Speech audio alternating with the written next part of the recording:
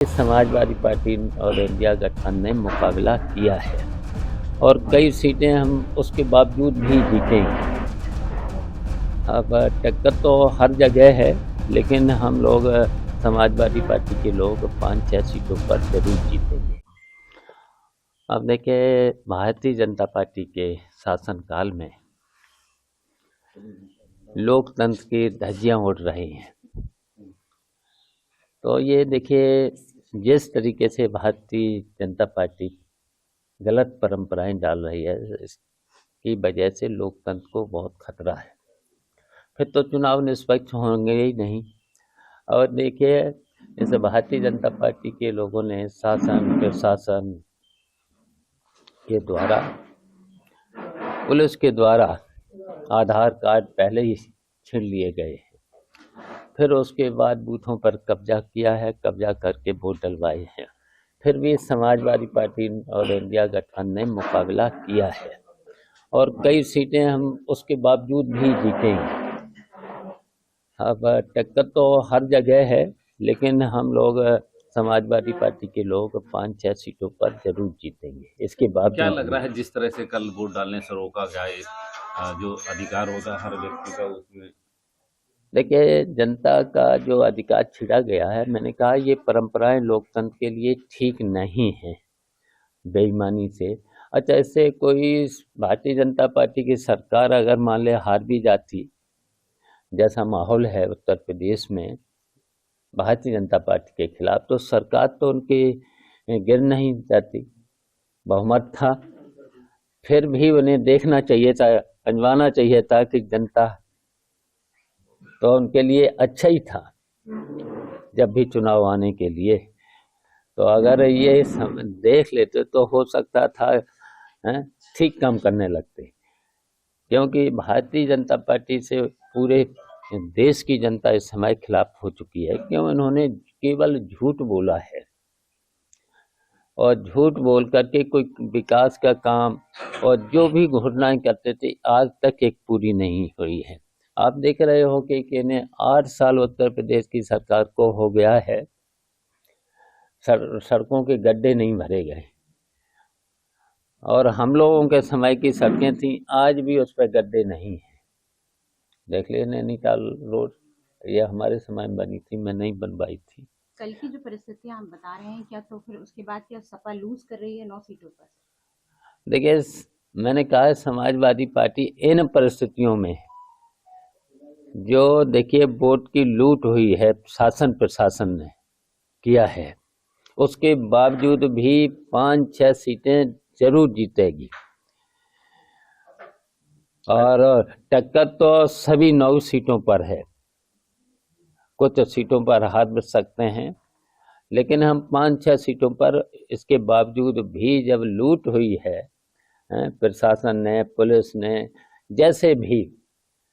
जैसे भी ब्लॉक प्रमुख, बीडीसी और कोटा डीलर से लेकर के जिस तरीके का शासन का दबाव था प्रशासन पर, तो देखिए, अब जब एसएसपी वोट मांगने लगेगा, जिलाधिकारी निर्देश देगा, तो फिर लोकतंत्र बचा कहाँ? क्या ऐसे फिर तो तानाशाही है। क्या ऐसे अधिकारियों की लिस्ट भी बनाई जा रही है? हाँ, बिल्कुल सूची बनेगी, ऐसे अधिकारियों की सूची बनेगी।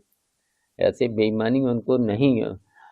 देखिए, वो लोग संविधान की कसम खाते हैं, निष्पक्ष रह के काम करेंगे, तो वो तो देखिए संविधान की अवहेलना है।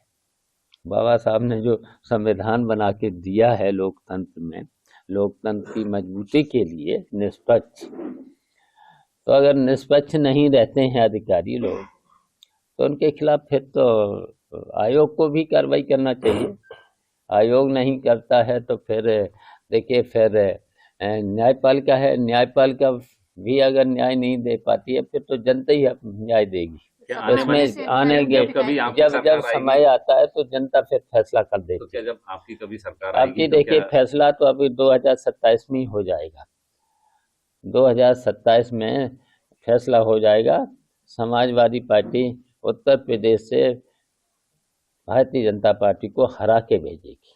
नहीं, क्या ऐसे ऐसे अधिकारियों को जो, अरे हाँ, नीचे भाजपा का कहना है कि वो अयोध्या का बदला जो है करल सीट से लेंगे। ये भाजपा का कहना है कि अच्छा आ जाएगा, अब देर नहीं, अब तो 23 तारीख को रिजल्ट आ जाएगा, रिजल्ट आ जाएगा। शिवपाल अब जी, काहे को, अब तो जब भी एक दिन चुनाव बीच होते में हैं, है। सपा काफी आगे निकल रही होती है, जैसे इंडिया गठबंधन की बात कर लें या सब 2017 की बात कर लें, हर चुनाव में लगता है कि सपा अब आ रही है, लेकिन लास्ट मोमेंट पे ऐसा क्या हो जाता है आपकी पार्टी में जो आप हमेशा लूज कर जाते हैं? देखिए ऐसा तो कहीं नहीं होता है, जो आपने सवाल किया है ऐसा नहीं होता है।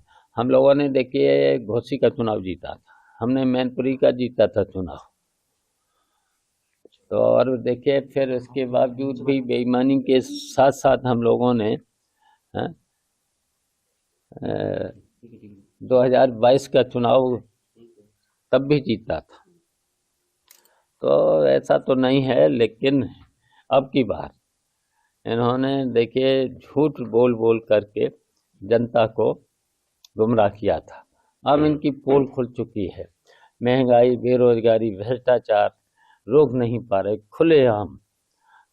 और देखिए भारतीय जनता पार्टी के समय में अधिकारियों पर उनका कोई कंट्रोल नहीं, पूरा पूरा का पूरा इन्हें नौकरशाही के हवाले कर दिया है।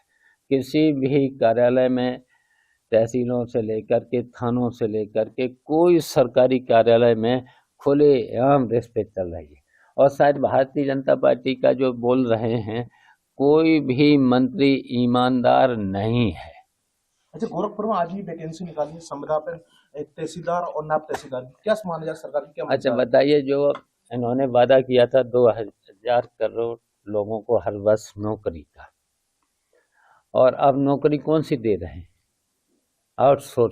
आउटसोर्सिंग में 12,000 की बाद मिलता है उसको 8,000, 7,500, और 1 लाख रुपया पहले ही रिश्वत का ले लेते हैं। पहले बताओ ये नौकरी हुई? आज 8,000, 8,500 में क्या परिवार किसी का चलेगा? तो ये तो देखिए न तो नौकरी दे रहे हैं, न कोई अपना वादा पूरा कर रहे हैं। तो देखिए ऐसी सरकार को अब जनता बर्दाश्त नहीं करेगी। धन्यवाद। करेल में एक जो हत्या हुई है उसको लेकर बीजेपी सरकार लगातार निशाना साध रही है कि उसने बीजेपी को वोट देने को मना कर दिया, उसके बाद सपा ने उसकी हत्या। अच्छा, अब उसका पता लगा लीजिए, आप भी पता लगा लीजिए, हैं? ये सब काम देखो, आप सब पता चल गया होगा। वो भी शायद दोनों पत्रकार थे जिस पे आरोप है, लड़की भी थी।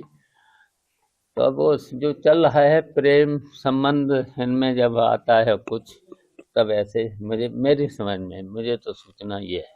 क्या सरकार की मंशा यही थी चुनाव को माहौल खराब करने के लिए इस तरह की चीजें लेकर आए? अब कहीं न कहीं अब सब सामने आ जाएगा। अभी क्या बता दूं, हम तो यहाँ पर हूँ।